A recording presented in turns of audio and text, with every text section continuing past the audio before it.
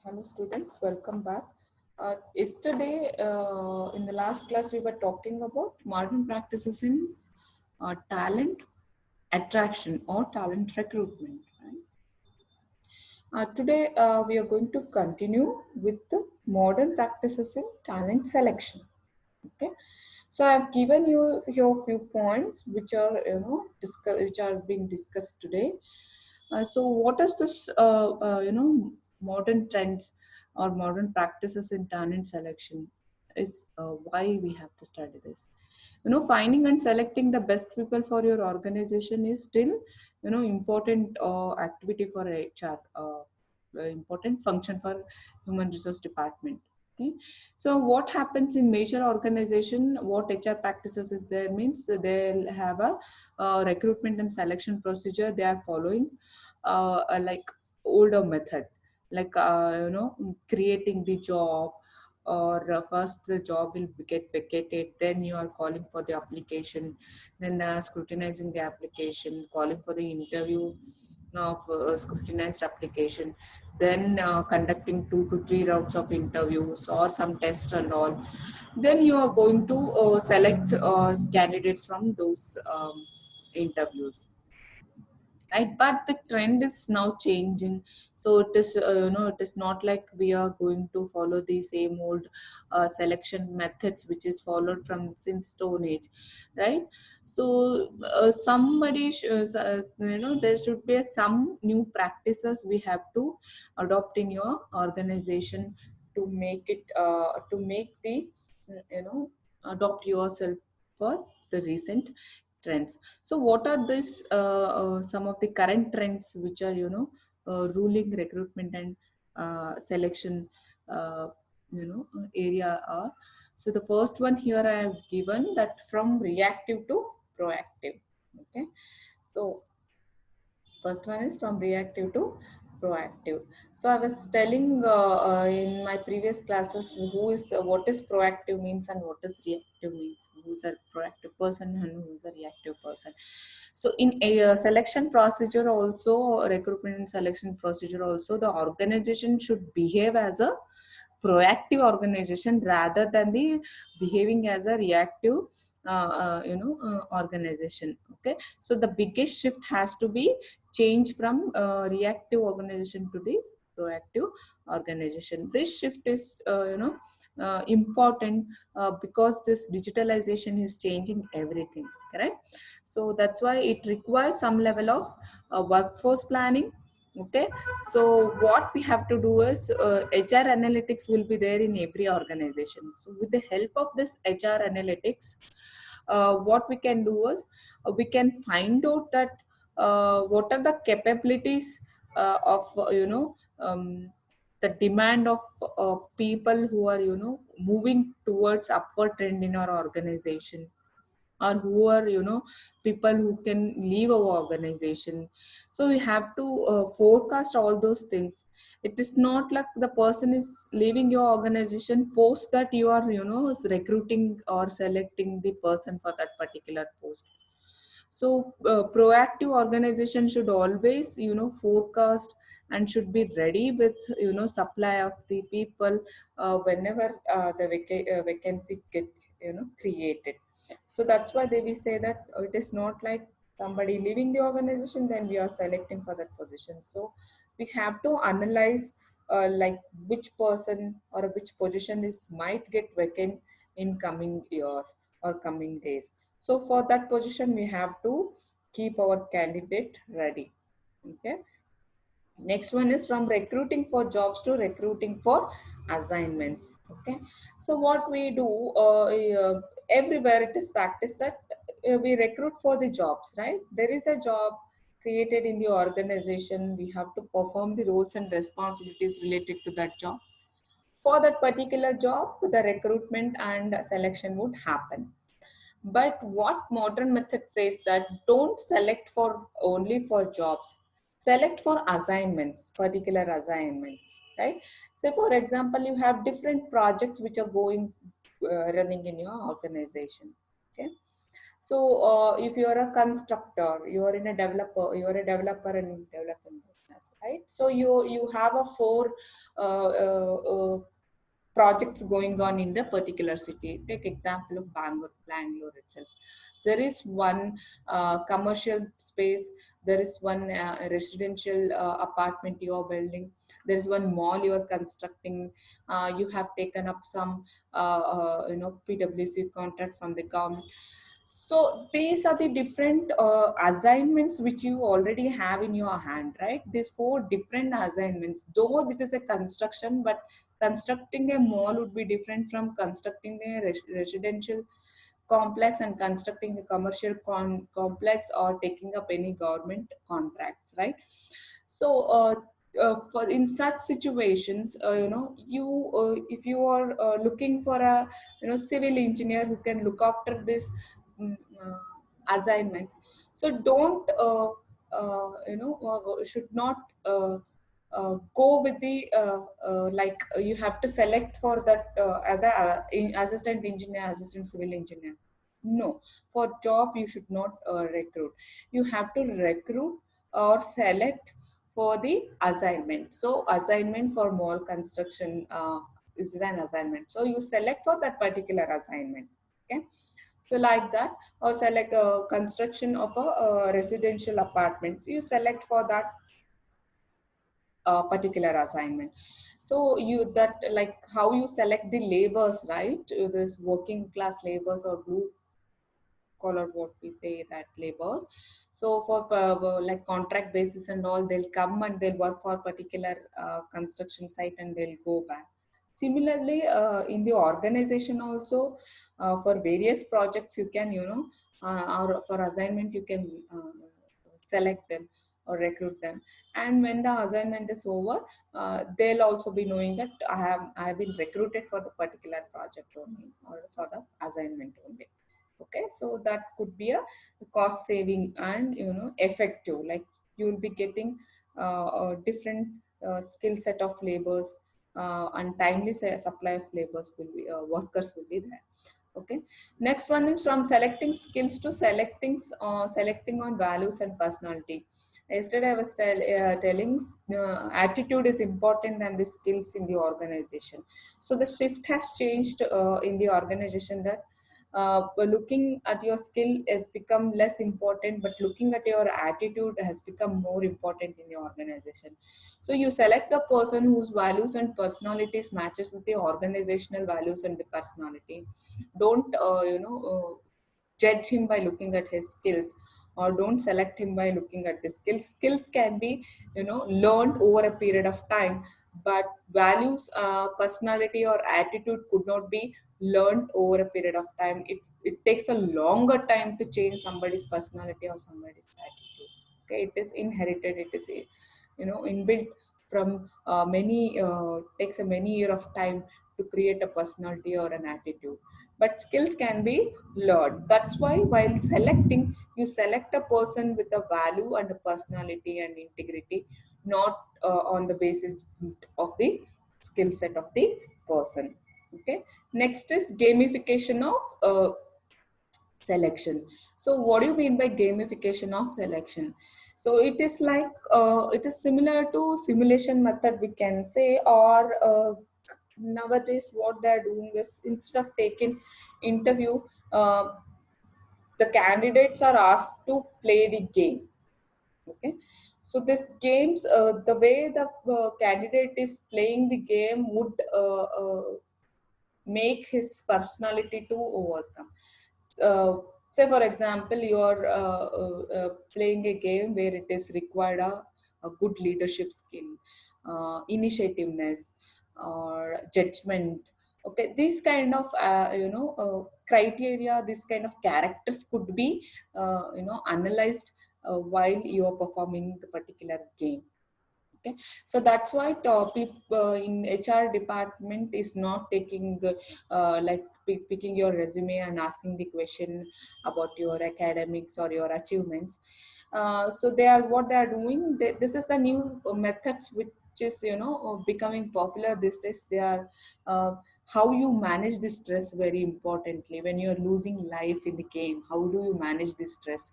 What kind of strategy you use to escape from some risk, or how your leadership quality will emerge in the time of crisis, right? What kind of initiative you are taking? Are you following the rules? So these kind of things would be observed by the your recruiter or a selector while you're playing the game. So gamification is there in the recruitment as well as gamification in there in the selection also. It is becoming popular these days. So all developed countries are using these methods, and the projects which are like like software projects and all for developing those kind of small organization where there is requirement of high task oriented special task team. So they are using such kind of recruitment and selection methods. Next one is the end of traineeship. This means it is not like first I'll go to some campus interview and I'll pick the lots from the college and I'll put them in the training, then I'll assign them to the projects. So this trend is slowly eradicating. So I'm not going to any campuses to select a lot of candidates from there, or nor I'm going to have a walk-in interviews where the freshers and all they are coming. So what kind of project I'm doing, what kind of work is there in the organization, what kind of assignment is there in the organization. By looking at that, I would pick the person who's having the experience in that particular field, so that my training cost would be reduced. And the traineeship, what we call the 3 months training after joining, 2 months training after joining, that period would be minimized, where you have a training cost also, and you would be, investing too much time in training the candidates. That's why what we say that it is traineeship is slowly fading away. So planning the careers of the people is like it is has become years ahead. Who people who does not fit in a time uh, of the speed of this changing, they does not belong to the organization. Okay, so organization need an entrepreneur's kind of attitude, who can learn quickly, who can adjust quickly, and who can innovate and create. It is not that we are a student, they don't need in the organization, they don't need a student, they need the entrepreneurs. Okay, next one is online exams or online interviews, online exams, video interviews, video conferencing. These all are the various online platforms which are used to select the candidate. It is not candidate should come to your organization and he has to sit face to face with the person who is taking interview and giving uh, uh, exam, an aptitude exam or a technical round exam in the organizational premises itself. So everything is possible through online, by using various digital platforms, right? So this is one of the modern methods. So you all know this. We have discussed yesterday more about these things. Right? Next one is psychometric assessment. What is psychometric assessment? Why it is called as a modern method? So it is important to understand the behavior and thinking of the employment. So we are, checking the psychology of the candidates here. Psychometric assessment, nothing but we are checking the thinking of the employees, the psychology of the candidates here. Okay, which helps in selecting the candidates. What kind of psychometric assessment the HR department would be doing? Majorly, there would be 4 key aspects which are observed in psychometric assessment. Uh, to check the personality traits, like whether you are a positive person or you have any dark personality traits. what kind of motivation level you have, what are your values, what are your preference, and how do the way of your thinking, that is cognitive ability. So these four things are be analyzed. You might behave like I'm a very much positive person, right? But you might be having some darker personality trait which you might not be noticed or observed in your life, but that they cannot ignore. That's why they have to be, check that whether you're having a dark side of your personality trait or you are a positive person. Okay, so you can, positive people can influence others to, perform well, to train well. Adoption would be good. Okay, adopting to the nature and culture of the work. But when you have a dark personality traits, you might indulge yourself in some kind of, negative activities in the organization, bad influencing. Okay, there might be a risk of, creating a political kind of environment in the organization. Politics and power games would start. Okay, so it might hazard to the safety of the employee, physically or mentally. It might be a, harassment to the other fellow colleagues. Okay, so what kind of motivation, the level of motivation you have, whether you are a self-motivated person or you need a motivation, external motivation. Are you a motivator yourself? So what is your value, ethics? Okay, what is your preferences, whether you're career oriented or personally, or thinking about your personal gains, are you a team player, or you think about individuality? So these things, would be test, comes under uh, psychometric test, where they want to test this kind of um, cognitive ability is also one of the things. Thinking logically, and how much your reasoning ability is there, what is your thought process, is about cognitive ability. So these things they will check about. They will do psychometric assessment by conducting aptitude test, reasoning test. Okay, various type of psychological tests are there. So by using those kind of tests, they will identify whether you fall under this fourth category, which category you fall under, and what is the level of your, you positivity, motivation, and all those things. Okay. Next, going further, we are going to see about modern methods in retention. Okay, so we have seen modern methods in attraction, we have seen modern methods in selection. Now, modern practices or modern trend, or modern methods in talent retention. Okay, the first one here I've given is work schedule flexibility. So work schedule flexibility is something which we are the people nowadays, they don't want to fix their time to log in and log out time. So time in, time out. It is not like that. If you give such kind of things, so people would not like to work. So give them a flexibility, right? So it is different. The work is different for this generation, what we call as generation, today's generation we call, right? Not, I'm talking about not generation X, I'm talking about Gen Z, right? So this generation, they think work is different for them. Okay, so they'll not think about like I have to clock in now and clock out in at the evening, right? So the employer should also give an opportunity for them to, flexibly work wherever and whenever. What their intention should be, the work should be done, right? At the end of the day, work should be done. So they give them a flexibility whenever it is possible, whenever they can be more productive, that time they will, do their work. It is not you have to fix your time from here, this time to that time. Okay, so you give them an opportunity of work from home. So like this, in lockdown only we can see major, almost 99% of them are working from home. So This is the flexibility which many major organizations are giving, not only during lockdown period.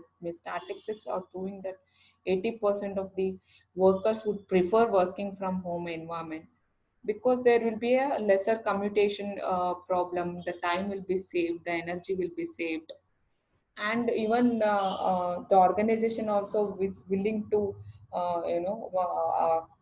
promote work from home culture, because for them also it is cost cutting. They need not be to be hire a building and make all furniture arrangement and pay the bills, utility bills for, and pay the commutation charges and all those things. So it is both the way, it is benefit if you provide a schedule which is flexible and which is likable to the this generation.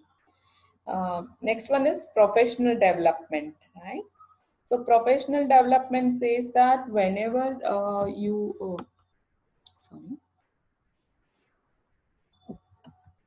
So nobody comes to any organization, joins that I want to stick myself in this particular position only. I don't want to grow. Right? Nobody's like that. So everybody want to grow themselves to the higher cadre in the organization. So if your organization will make sure that employee that he has a career growth opportunity in the organization, then the employee would not leave your organization. He will be uh, very much interested in staying back in your organization when you ensure his professional development. Okay. Next one is like professional development is having in moving upward in the organizational hierarchy. Okay. Next one is health and wellness benefit. So some organization are very much favorably doing good in this department, where they are giving health and wellness benefit to their employees.